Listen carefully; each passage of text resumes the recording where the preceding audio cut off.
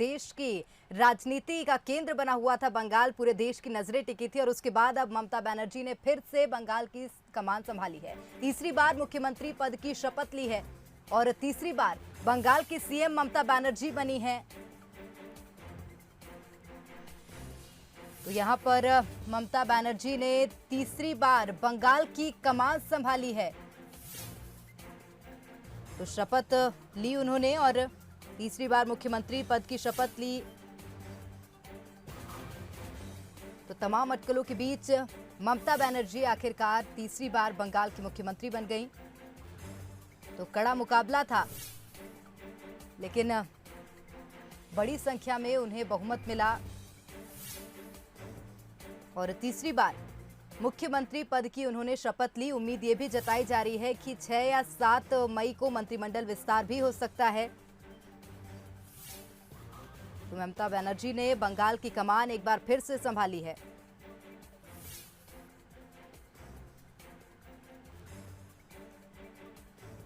तो लगातार तीसरी बार उन्होंने बंगाल की कमान संभाली है, तीसरी बार मुख्यमंत्री बनी हैं। तो कई उपलब्धियां वैसे भी ममता बनर्जी के नाम हैं और किस तरह से उनको प्यार मिला है बंगाल में, ये भी देखा जा सकता है साफ तौर पर कि तीसरी बार वे मुख्यमंत्री पद की शपथ ले रही हैं। उन्होंने ली मुख्यमंत्री पद की शपथ और ममता बनर्जी ने बंगाल की कमान संभाल ली है और उम्मीद ये भी जताई जा रही है कि 6 या 7 मई को मंत्रिमंडल विस्तार भी हो सकता है।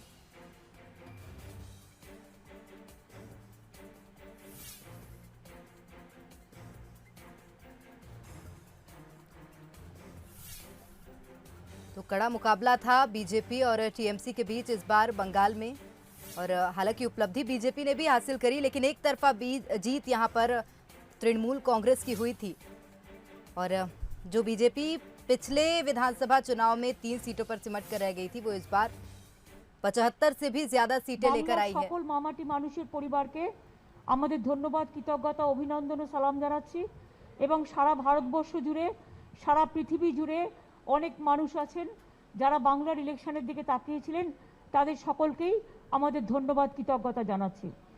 আমাদের ফার্স্ট প্রায়োরিটি কোভিডকে কন্ট্রোল করা এবং আমরা কতগুলো সিদ্ধান্ত এখান থেকে গিয়ে।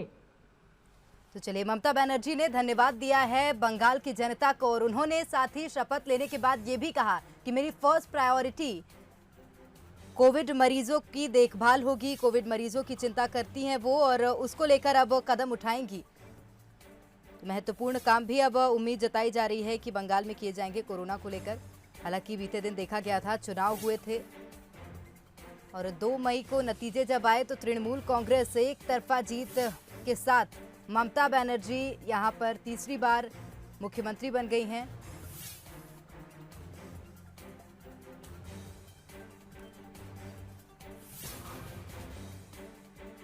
तो इस बार कोरोना गाइडलाइन का पालन किया गया और इसी के चलते ज्यादा लोग इस बार शपथ ग्रहण समारोह में शामिल नहीं हुए थे। तो प्रशांत किशोर की रणनीति के अंतर्गत इस बार तृणमूल कांग्रेस से देखा गया कि एक बार फिर से पूर्ण बहुमत की सरकार बनाती हुई यहां पर दिखाई दी और ममता बनर्जी ने मुख्यमंत्री पद की शपथ ली है, कमान संभाल ली है तीसरी बार बंगाल की और धन्यवाद दिया है बंगाल की जनता को, नमस्कार किया है।